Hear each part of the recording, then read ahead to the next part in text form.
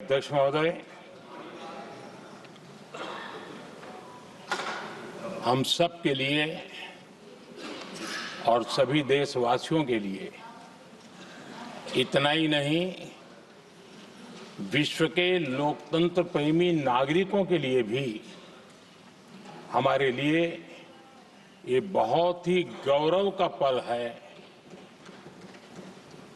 बड़े गर्व के साथ लोकतंत्र के उत्सव को मनाने का ये अवसर है।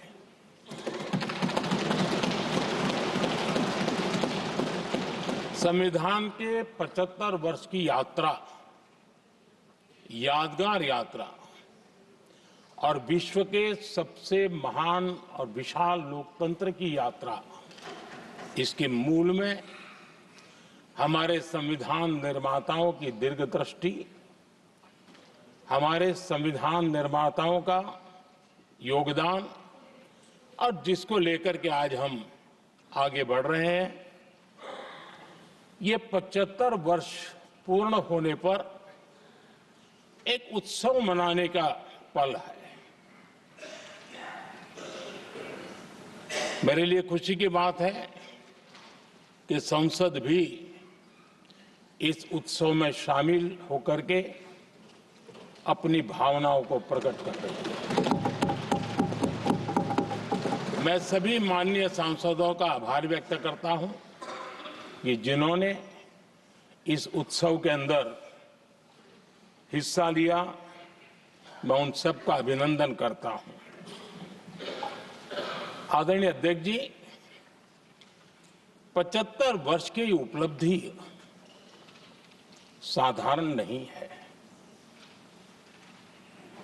असाधारण है। और जब देश आजाद हुआ और उस समय भारत के लिए जो जो संभावनाएं व्यक्त की गई थी, उन सभी संभावनाओं को निरस्त करते हुए, परास्त करते हुए भारत का संविधान हमें यहां तक ले आया है। और इसलिए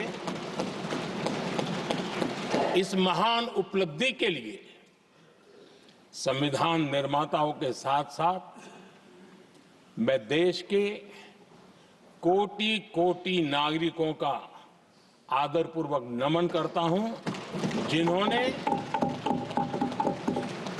इस भावना को, इस नई व्यवस्था को जी करके दिखाया है।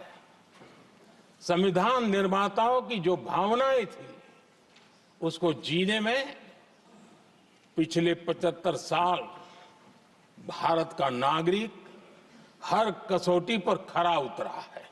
और इसलिए भारत का नागरिक सर्वाधिक अभिनंदन का अधिकारी है। आदरणीय सभापति जी, संविधान निर्माता इस बात में बहुत सजग थे। वो ये नहीं मानते थे कि भारत का जन्म 1947 में हुआ है। वो ये नहीं मानते थे कि भारत में लोकतंत्र 1950 से आ रहा है।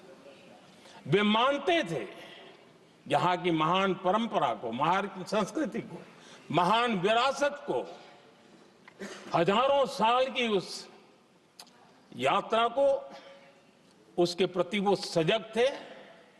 उनको इस बात का पूरा भान था। आदरणीय सभापति जी,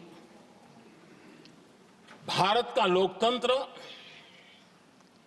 भारत का गणतांत्रिक अतीत बहुत ही समृद्ध रहा है, विश्व के लिए प्रेरक रहा है।